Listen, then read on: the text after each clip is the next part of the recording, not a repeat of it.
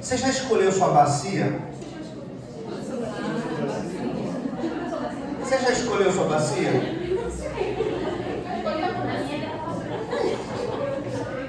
Eu estou confortável. Hoje eu vou compartilhar uma mensagem com vocês e o tema da mensagem é escolhendo a bacia. Eu até coloquei lá assim, ó, escolha o amor ou a irresponsabilidade. E talvez, quando a gente fala assim, né, pode parecer um pouco estranho, mas pode ficar tranquilo, eu só prego Bíblia. A gente vai estar compartilhando a palavra de Deus, eu tenho certeza que vai ser uma grande bênção para os nossos corações. Vamos começar então? O primeiro texto bíblico que a gente quer se apoiar tá com a data lá no drive, no slide. E diz assim, Colossenses capítulo 3, no versos 23 e 24. As Bíblias mais rápidas do oeste de Maria Paula. Quem tiver com sua Bíblia aí, posso ler? Quem achou, diga amém. Quem não achou, diz ai, Jesus. Colossenses 3. Eu vou ler 23 e 24. Quem achar, diga amém. Quem não achou, diz ai, Jesus. Eu gosto também aquela, espera só mais um pouquinho.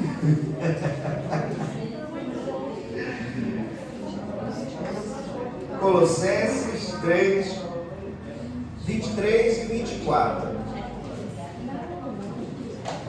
Amém? Posso ler? Amém. E diz assim: tudo que fizerem, façam de todo o coração, como para o Senhor e não para pessoas, sabendo que receberão do Senhor a recompensa da herança. É Cristo o Senhor que vocês estão servindo. Bom Deus, eu te peço que tu fale conosco, Senhor, e que essa palavra venha do teu coração para nós, que eu seja sendo esse canal de bênçãos, que traga a tua verdade, que ao sair do som dos meus lábios possa tocar em terras, ó Deus, boas, terras férteis, que essa semente, ó Deus, possa germinar, possa aumentar, crescer e prosperar para a glória do teu nome, Senhor. Eu te peço isso em nome de Jesus. Amém? Amém. Amém. Eu acho que o texto por si já fala muita coisa, né? Ele diz assim, olha, tudo que vocês fizerem, façam de todo o coração. Bota lá o primeiro slide lá, que tá bonito pra caramba, ó. A inteligência artificial que fez, ó. Jesus lavando os pés dos discípulos. Aí a gente fala sobre isso. Tudo que você fizer, faça de todo o seu coração.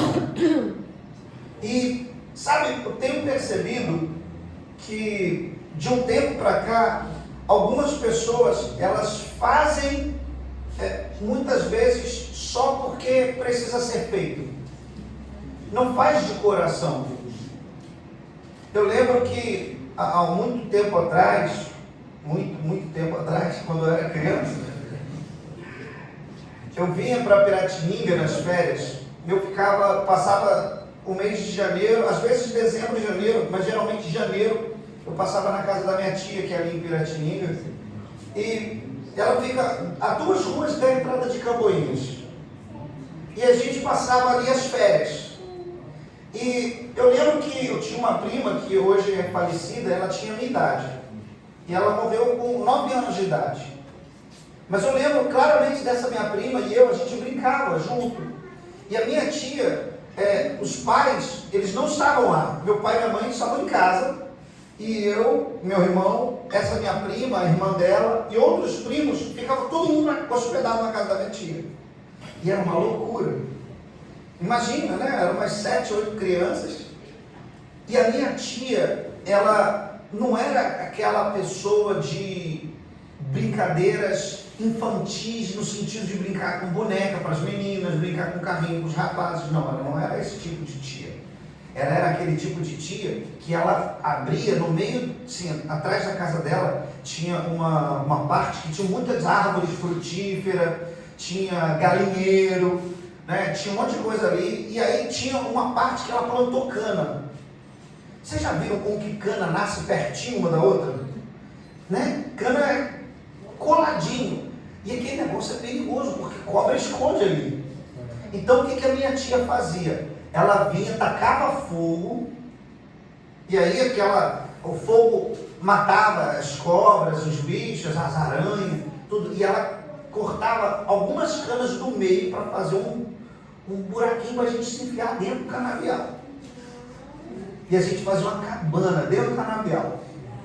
E a gente ficava escondido ali, brincando. E a gente ia na praia, pegava tatuí, siri, camarão, né? Pegava alguns peixinhos pequenos quando dava na rede. E aí depois a gente pegava isso tudo, limpava, e aí ia para dentro da cabaninha. Ela fazia um fogareiro com lata de... Antigamente as latas de Neston eram de ferro, né? Grande assim. Ela botava aquele fogareiro e a gente fritava as coisas ali para a gente comer. Então era uma brincadeira muito diferenciada. Mas eu acho interessante que quando eu penso nesse tipo de coisa, eu penso que ela não tinha esse trabalho todo de tacar fogo e cortar a cana para a gente entrar ali no meio e fazer essa coisa toda. Ela não fazia porque precisava ser feito. Ela não precisava de fazer nada disso. Mas ela fazia porque ela amava estar com a gente. Né? Tanto que essa minha tia, esse meu tio, eles falam assim, a gente é o seu avô de verdade. Porque ela é irmã da minha avó. Mas eu tenho mais intimidade com a minha tia-avó do que com a minha avó propriamente dita. E aí eles até ficavam brincando, olha, eu sou a sua avó de verdade. Né? E tal, porque tem uma competição, né? Ah, você ama mais a sua avó ou eu? Ah, Jesus, que pergunta cruel para fazer para uma criança. Mas só que ela fazia aquilo com todo carinho, com todo amor. Ela inventava pegadinha, só para a gente ficar rindo, brincando, sabe? Ela fazia com uma paixão aquilo. A casa dela era uma casa muito simples, né? Como você viu, tinha criação de galinha, tinha coisa, mas as paredes da casa era com barro batido no estuque, né? Que a gente chama, tinha vigas de madeira, né? Toquinho de árvore, e aí cobre com barro, e aí fazia a parede. Então, entre o telhado, que também era feito de telha de barro, né, na coxa. Já viu? Você conhece essa história, não? Ela fazia na coxa, fizeram a casa, aí telhado, e entre o telhado e a parede tinha um buraco. Ela pegou um fio de nylon, amarrou na descarga do vaso e ficava do lado de fora da casa com o fio de nylon. Quando o marido dela ia no banheiro, ela ia dar uma descarga. Aí ele começava a gritar, Sangue Jesus tem poder. Tem alguma coisa ruim nessa casa. Não sei o quê. Eu tô aqui.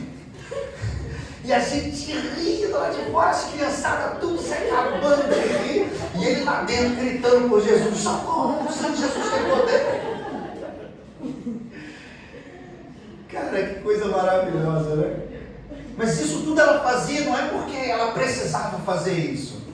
Ela não fazia isso porque era educativo, não.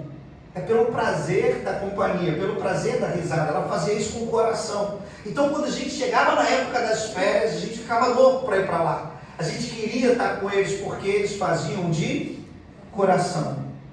E tudo que é feito com o coração é muito melhor.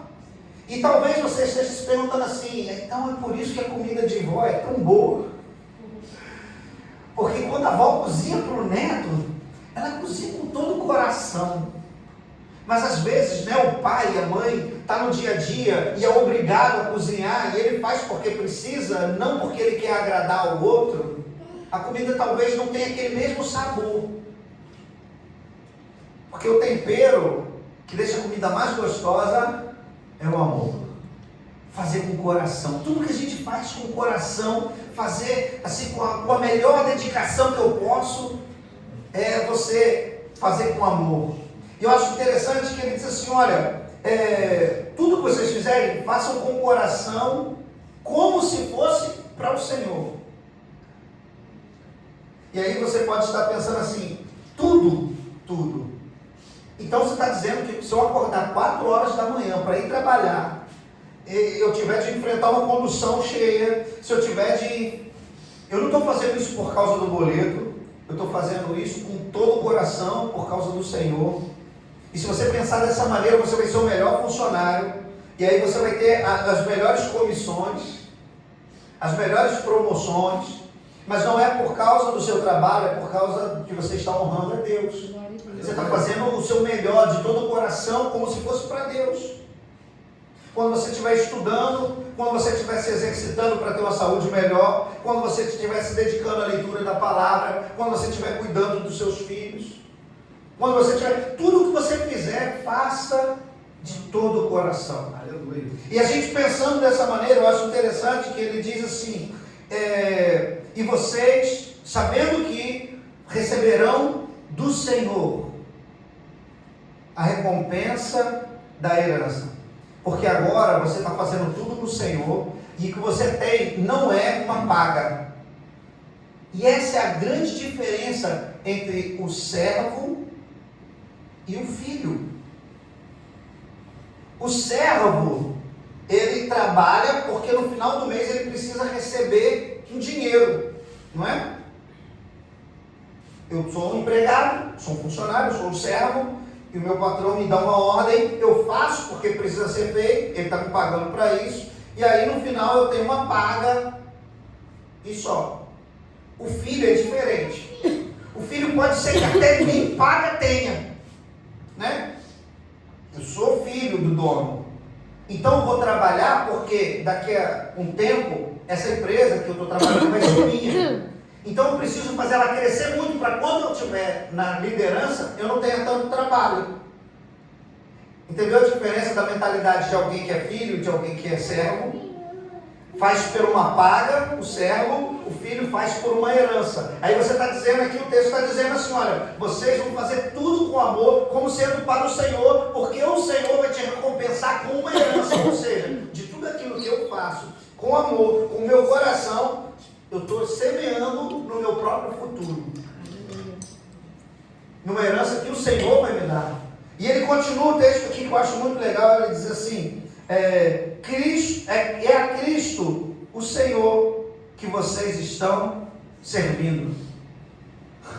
Mas não é o meu patrão que eu estava servindo? Não. É o Jesus Cristo que você está servindo. Ah, não é o meu filho que eu estou servindo? Não, você está servindo a Jesus Cristo. E só quero fazer um parênteses aqui. Você sabia que os filhos não são nossos? Nossos filhos são de Deus. Ele me confiou para eu cuidar, ensinar, para que eles sejam uma flecha na aljava do Senhor, para que Deus possa lançar eles para cumprir um alvo, uma missão. Não sou eu que estou dizendo isso, é a palavra de Deus. Nossos filhos são de Deus, né? Eu sou de Jesus. Tudo que eu tenho é de Jesus. Não estou um pouquinho, mas ficou a mesma coisa. Então, a gente precisa saber que o maior desafio é reconhecer qual é o propósito das coisas que eu ando fazendo. Porque se tudo que eu fizer eu preciso fazer de coração, como sendo para o Senhor, eu preciso saber qual é o propósito daquilo que eu estou fazendo, porque pode ser que alguma coisa que eu esteja fazendo não seja para a glória de Deus. Pode ser que alguma coisa que eu esteja praticando não tenha propósito em servir a Deus de alguma maneira. E aí você começa a filtrar, se é que eu posso chamar assim, aquilo que presta e aquilo que não presta da minha vida, né? Eu vou tentar dar um exemplo aqui muito claro, e eu estou falando por mim, tá? Eu gosto de, quando não estou fazendo nada, ficar olhando no Instagram, só fazendo assim nos Reels, ó. Amém? Ó, só fazendo assim, estou fazendo nada, só que ó, vejo, um monte de coisa. Receitinha. No meu horário apareceu uma receitinha de bolo. Eu não sei porque, eu não sei cozinhar. Mas está aparecendo. Fala, Giovanna. Está aparecendo para mim uma receita. Vem no mercado. Deus está mandando um recado.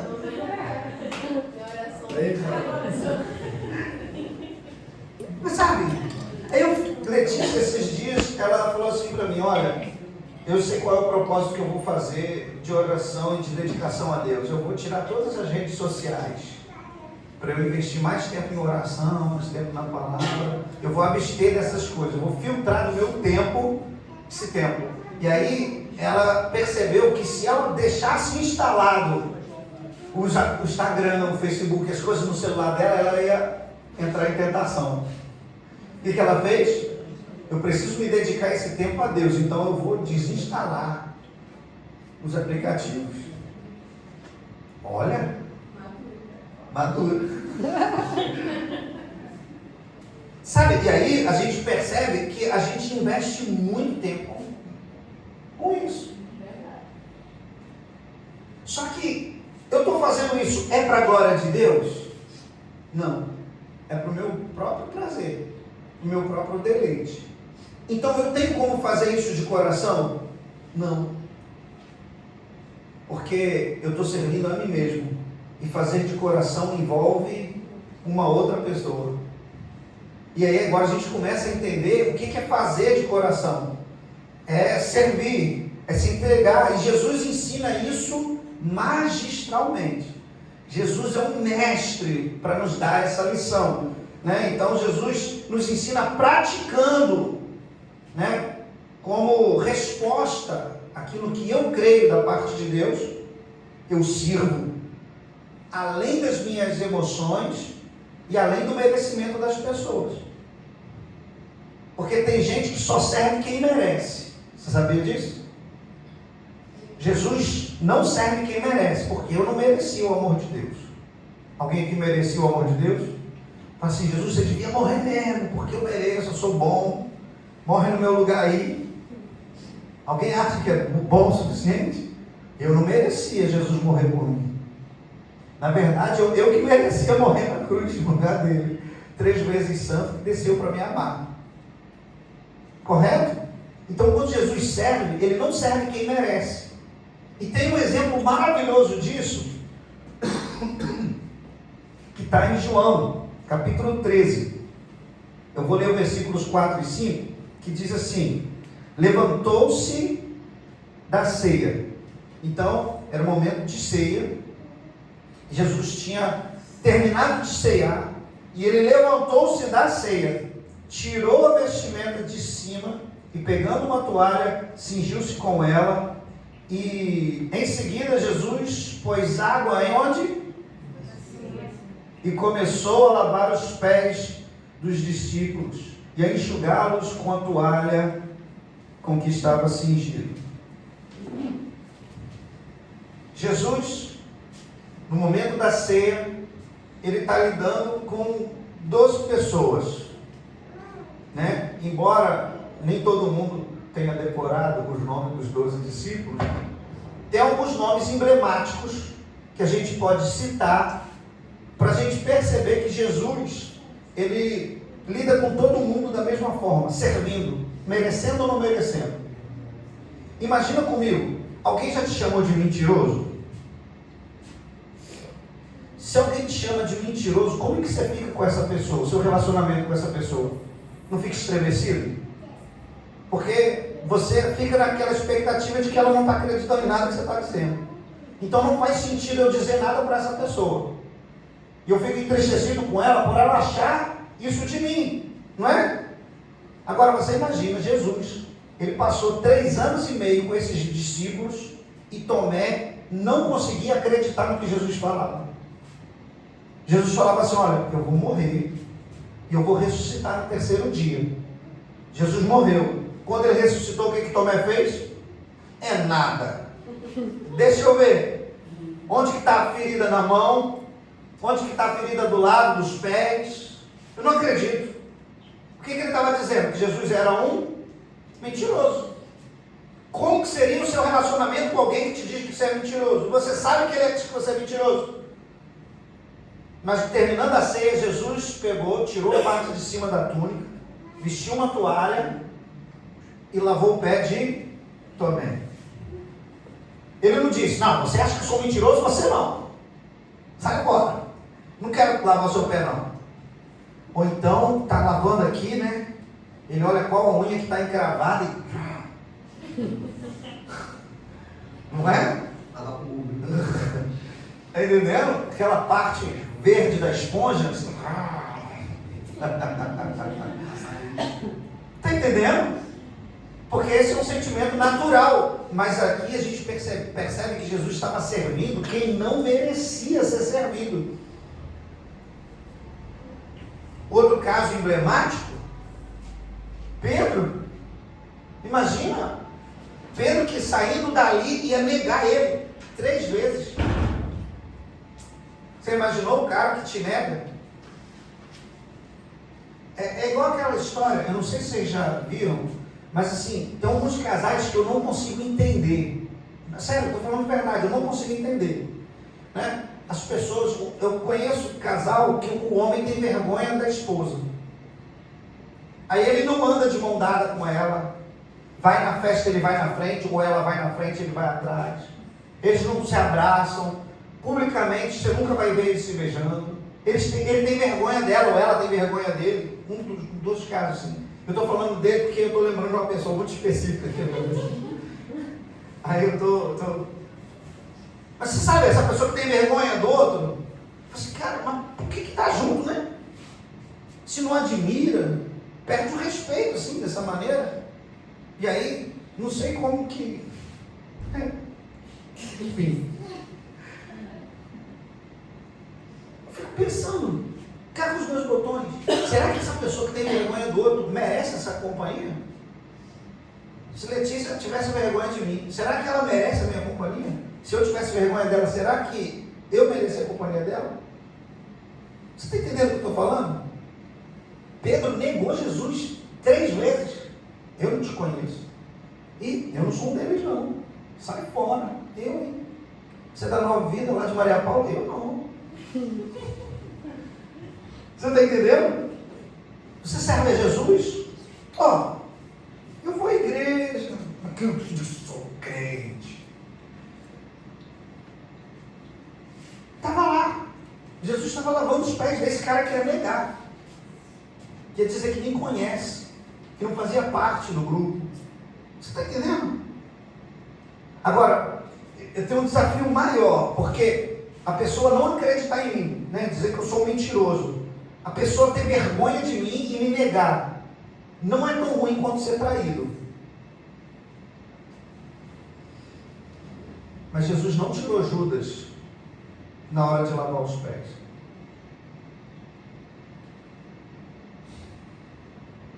E quantas vezes as pessoas nos traem, nos enganam, nos ferem, e a gente não quer servir mais essa pessoa, a gente não quer dar o nosso melhor para essa pessoa, a gente não quer dar mais o nosso amor para essa pessoa, a nossa atenção para essa pessoa. Mas Jesus não tirou Judas na hora de lavar os pés.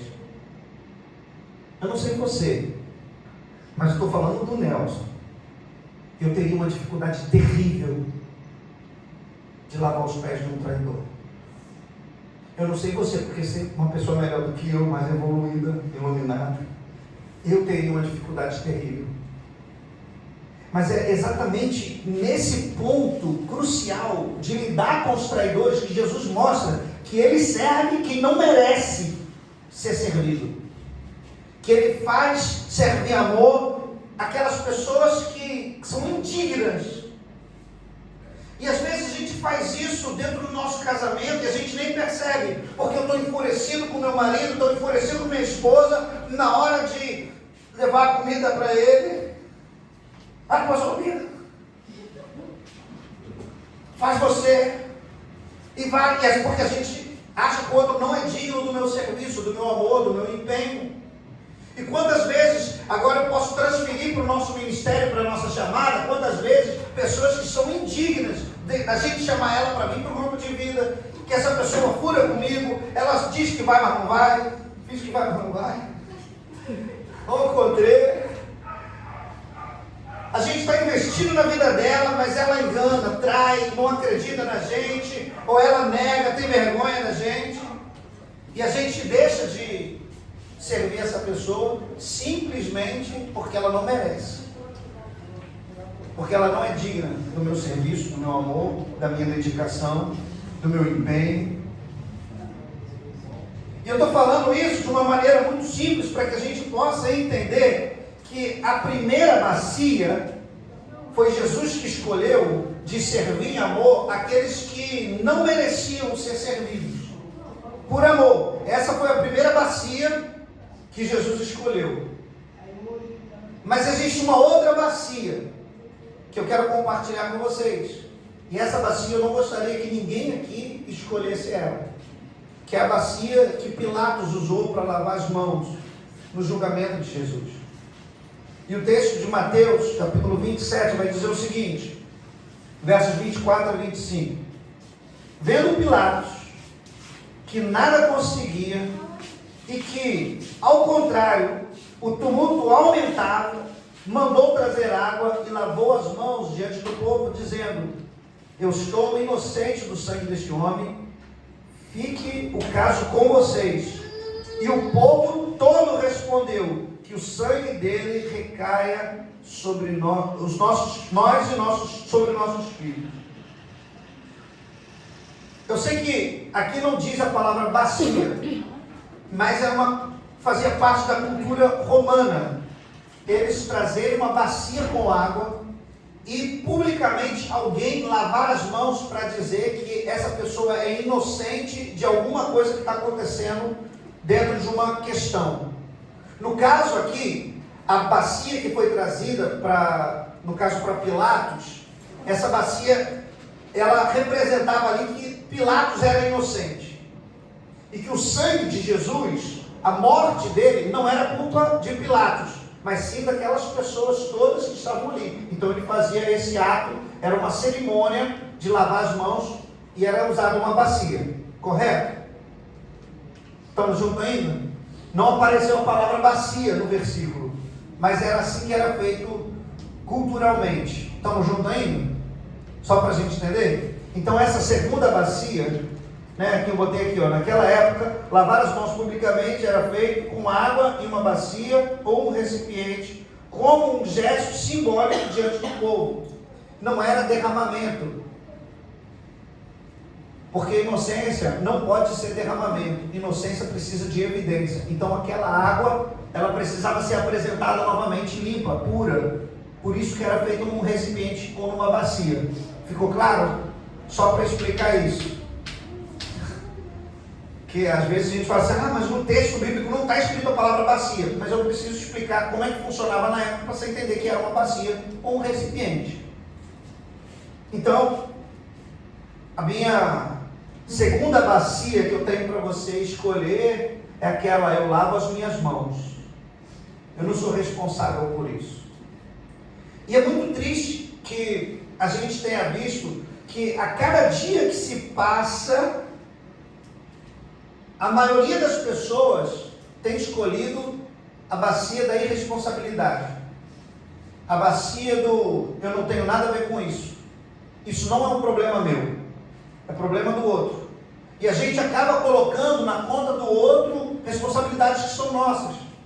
Embora eu saiba, você vai estar dizendo assim, mas pastor, Jesus precisava morrer mesmo. Se Pilatos fizesse alguma coisa, Jesus não morreria. É claro que eu sei disso, eu tenho consciência disso. Mas o que eu estou querendo dizer é que existem pessoas que fazem isso o tempo todo, com as suas próprias responsabilidades. Ao invés de fazer as coisas com amor, com coração, fazendo, sabendo que tem um propósito, que aquilo não deveria estar sendo feito daquela maneira, e a gente lava as mãos e deixa as coisas correrem de qualquer maneira. Às vezes é uma disciplina que a gente precisa dar para o filho que a gente não dá. O filho está teimando, está não sei o quê. Mas tem o ECA, tem a lei da criança, estatuto da criança e do adolescente, e tem não sei o quê. Meu irmão, não tem ninguém que me impeça de dar uma varada na minha filha. Pode vir quem for. Porque a palavra de Deus diz que a vara afugenta a tolice dos filhos.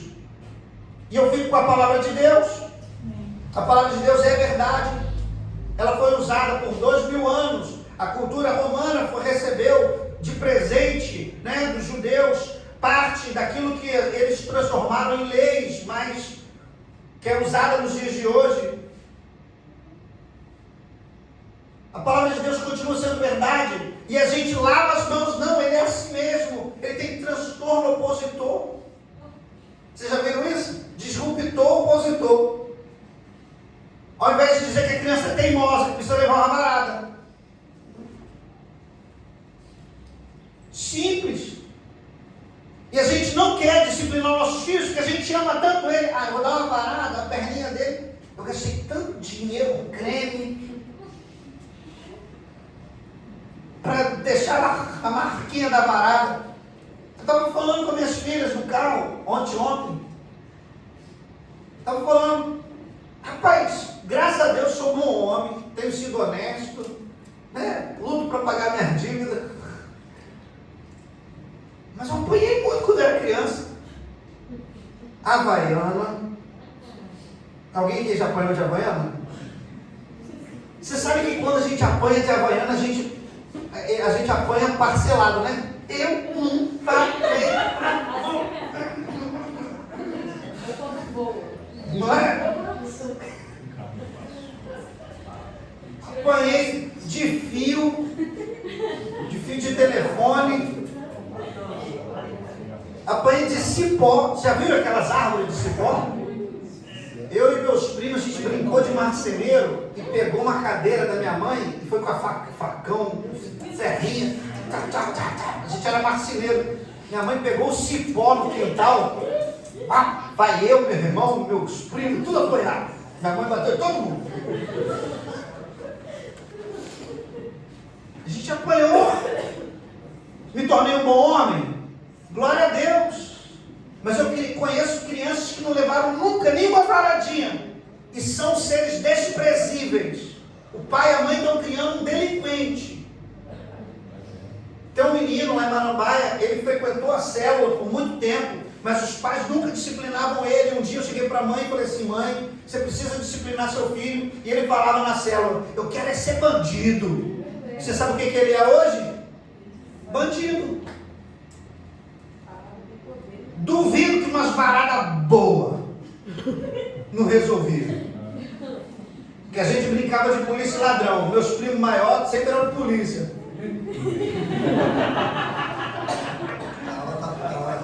Apanhei um bocado. Daí eu chegava em casa, né? Com os pedacinhos de toco, dizendo que eu era bandido. A vara afugenta a tolice dos filhos. Apanhei de vara de goiaba, vara de acerola. De acerola é pior do que goiaba, porque pinica depois. Sou um sommelier de varinha, irmão. Até a textura. Você está entendendo o que eu estou falando? A gente quer lavar as mãos. Ao invés de a gente gastar o nosso tempo, investir tempo de presença com o nosso filho, a gente dá o celular, porque ele fica quietinho. Ele começa a chorar, a gente dá o que ele quer. Ele chega no mercado: eu quero, tome. Eu aprendi um segredo. Eu falo para minhas filhas antes de sair de casa: não tenho dinheiro, não vou comprar nada para vocês. Se espernear, vai passar vergonha sozinho, que eu vou andar e deixar vocês chorando para trás. Puro e simples. Elas entram dentro da ReHap, no shopping, olham os brinquedos e saem de lá: obrigado, papai. Glória a Deus. Eu não preciso lavar as minhas mãos, porque a minha tarefa eu fiz em casa. E às vezes a gente tem um discípulo muito querido, muito amado, que está andando de maneira incorreta, que a gente percebe que ele está indo por um caminho tortuoso, que a gente está vendo que vai dar errado lá no futuro, e a gente lava as mãos, dizendo assim: a vida, cada um tem a sua vida. Meu irmão, é papel seu olhar para esse irmão, sentar com ele no secreto, não envergonha, não chama ele publicamente, chama ele no secreto e fala com ele: meu irmão, esse caminho que você está levando é um caminho de morte, isso daqui não vai dar certo no futuro. Quantas foram as vezes que a gente precisou sentar com irmãos preciosos, queridos, e dizer para ele não? O não, ele é tão saudável. Tem um filósofo, chama Mário Sérgio Cortella. Ele diz assim: olha, quanto mais duro você for com o seu filho, melhor ele será como ser humano no futuro. Agora, quanto mais doce, proteção e mais você fizer com seu filho, ele vai sofrer mais na vida, porque o patrão não vai ter ninguém com ele, os colegas do trabalho não vai ter ninguém com ele, ele não vai ter nhenhenhen na escola, quando ele for casado, a esposa não vai ter nhenhenhen com ele. Eu sei disso.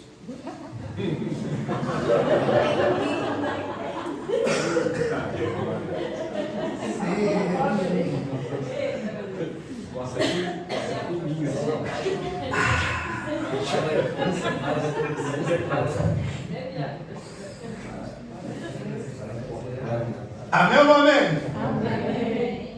Tiago, capítulo 4, no verso 17, diz assim: portanto, aquele que sabe o que deve fazer, o bem, e não faz, nisso está pecando. Não lave as suas mãos, escolha a bacia de servir em amor, mesmo que aquela pessoa não mereça, quando na verdade muitas pessoas estão lavando as mãos. Lavando as mãos, deixando impune, fazendo o que acha, nada a ver. Gente, tem um cara de nada a ver que vai levar um cara de gente para o inferno. Você sabe o que precisa ser feito. E eu sei que pode parecer estranho o que eu vou dizer agora, mas a palavra de Deus diz que o Espírito Santo, ele atua no nosso espírito, nos inspirando o que é correto e o que não é correto. Em João 14, se eu não me engano, ele vai dizer que ele nos levaria a toda a sabedoria. A tudo que a gente precisa saber, ele nos ensinaria. E aí quando a gente olha, a gente pensa o seguinte, que eu vou tomar uma atitude. A gente quer lavar as mãos, nada a ver. Lá no seu interior, lá dentro do seu ser, você sabe que está errado. Que aquilo não devia ser feito. Que tem a ver sim. Que as coisas... E aí você começa a olhar para esse texto e pensa assim, olha, se eu sei que é o bem que eu preciso fazer e eu não estou fazendo, eu estou em pecado. Se eu estou vendo o irmão indo para o buraco e eu não faço nada, quem está em pecado? Só ele que está indo para o buraco? Eu que estou lavando as minhas mãos também.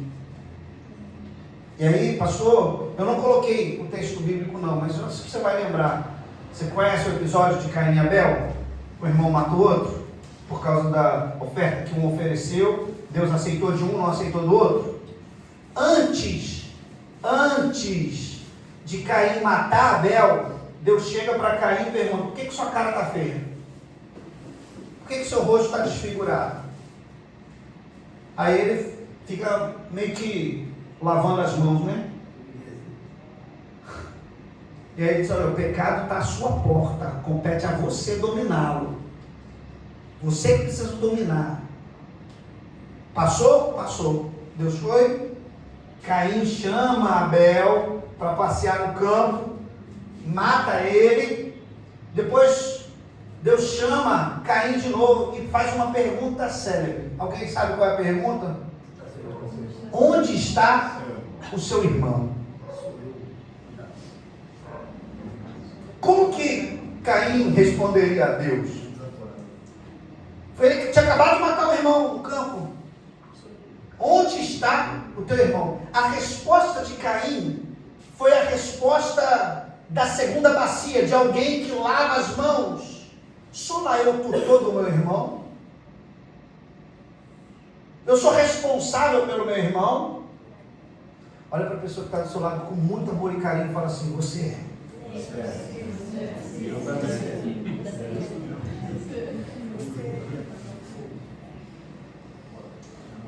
Sou lá eu por todo o meu irmão? Quando o irmão some da igreja, a responsabilidade não é de Deus, a responsabilidade é nossa.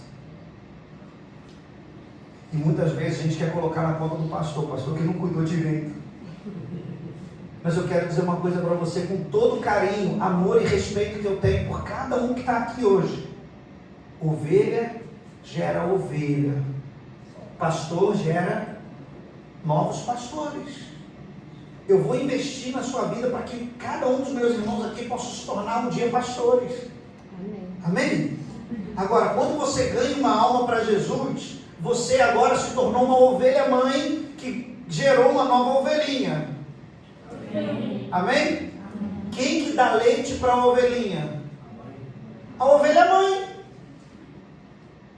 Sou lá eu tutor do meu irmão? É. Por quê? Porque o primeiro leitinho espiritual, quem tem que dar para esse novo cordeirinho que nasceu agora espiritualmente, é a ovelha mãe. Caminhar com ela. Ela sabe ler a Bíblia? Não. Então está aqui do lado. Vem cá, eu vou te ensinar a ler. Vou ler contigo, vou consagrar junto. Vamos tirar tempo de oração. Vem na quinta-feira para orar. Vamos no encontro com Deus. E você vai conduzindo essa pessoa ali. Não lava as mãos. Eu sei, ela aceitou Jesus, está aí, pessoa, cuida. Já fiz minha parte. É assim? Não, sou lá eu, tutor do meu irmão. É. Porque a gente começa a lavar as nossas mãos quando o outro está se perdendo, achando que a tarefa é do líder da célula, que a tarefa é do supervisor, que a tarefa é do diácono, que a tarefa é do pastor. Quando na verdade toda a igreja precisa estar comprometida em servir uns aos outros em amor. Escolher a bacia dos pés e não a bacia das mãos. Porque enquanto uma bacia fala de amor e serviço, a outra fala de irresponsabilidade. Eu lavo minhas mãos. Eu prefiro e escolho, em nome de Jesus, a bacia dos pés. E sabe uma coisa que eu acho interessante? Porque a bacia da irresponsabilidade faz eu ficar de pé, arrogante. Mas a bacia dos pés faz eu me humilhar, me quebrantar, servir. E a palavra de Deus diz que Deus resiste aos soberbos. Quem escolhe a bacia das mãos, da irresponsabilidade, de sou eu lá tutor do meu irmão, de a culpa é do pastor que a igreja não está crescendo, a culpa é de fulano que, meu irmão, não escolha a bacia das mãos, escolha a bacia dos pés. Mesmo que essa pessoa não mereça o seu amor, mesmo que essa pessoa não mereça a sua atenção, não que ela não mereça o seu serviço, escolha a bacia dos pés. Eu coloquei uma observação aqui que diz assim: quando a gente entende que Deus é amor e que a nossa fé age baseada em quem Deus é, a gente vai agir em amor, sem se importar com o dano que vai ser causado por causa desse ato de amor que eu estou fazendo, porque isso não vai me impedir de ser bom. Eu sei que eu já contei esse testemunho aqui, eu só vou lembrar. Eu tive uma vez com um adolescente lá em Marambaia, no mercado, e aí a moça do caixa, ela meio que estava azeda, sabe, destratando, desrespeitando as pessoas. Mas quando chegou na minha vez, eu não sei porque ela foi muito ríspida, ignorante, sabe, respondendo atravessado. E o menino que estava do meu lado, né, o Michelzinho, ele ficou muito ofendido. Ele se sentiu extremamente ofendido com a maneira que a caixa do mercado fala assim: procura o gerente, fala com alguém, ela não pode tratar assim, você é cliente, e você que paga as coisas aqui, ela não pode responder atravessado se você não fez nada. E aí eu falei para ele, quando a gente acabou de sair, assim: eu não posso dar para ela o poder das minhas emoções. Eu responder com rispidez, com agressão, estou dizendo para ela que ela é dona das minhas emoções. Eu estou dizendo para ela que ela tem a capacidade de controlar quem eu sou. Eu sou bom, sou gentil, sou alegre. E ela não, com toda a sua aspereza, não vai conseguir mudar isso em mim. Porque eu não respondo como... Eu não sou cara de revidar. Eu tenho ações intencionais. Eu sou bom e vou agir com bondade. Agora, se a pessoa lidar comigo com aspereza, eu vou deixar de ser bom, agora eu vou ser áspero com ela, porque... Não. A bondade que é em mim é maior do que a maldade que é no coração dessa pessoa que lida comigo com aspereza. Isso não vai me impedir, não vai ser um impeditivo para eu executar o amor que Deus derramou em mim, porque eu tenho um Deus de amor. Deus é bom e a bondade dele está em mim. E quando eu for agir com alguém, quando eu for tomar alguma atitude, eu tomar alguma postura, eu vou sempre agir baseado em quem Deus é em mim, porque já não sou mais eu quem vivo, é Cristo que vive em mim. E se eu responder com irresponsabilidade, porque essa pessoa não merece a minha bondade, porque essa pessoa não merece a minha maneira graciosa, gentil de ser, ele não merece a minha gentileza. Eu estou deixando de ser quem Cristo é em mim. Deus é amor. Eu acho que eu posso encerrar essa mensagem dando um conselho, né? Uma orientação. E esse conselho eu não posso dar por mim mesmo. Eu vou deixar Jesus dar esse conselho para você. No mesmo texto de João, capítulo 13, que a gente leu lá no comecinho, quando ele fala sobre terminou a ceia, lavou os pés dos discípulos, ele continua no verso 15, João 13, 15. Porque eu lhes dei o exemplo. Porque como eu fiz, vocês façam também. Jesus, ele está deixando aqui uma ordem. Olha, eu agi com amor por aqueles que não mereciam. Eu fui o exemplo. Eu sou o modelo. Eu sou a cópia que vocês devem ter. A inspiração. Como eu fiz, da mesma maneira. Segue o exemplo, faz a mesma coisa. Você está pronto para servir as pessoas em amor? Às vezes, quando a gente fala assim, Senhor, ai. Porque aqui Jesus está dando uma ordem. E quando eu faço uma pergunta dessa, a gente fica dizendo, ai, promessa. Não é que você viu o Chicó?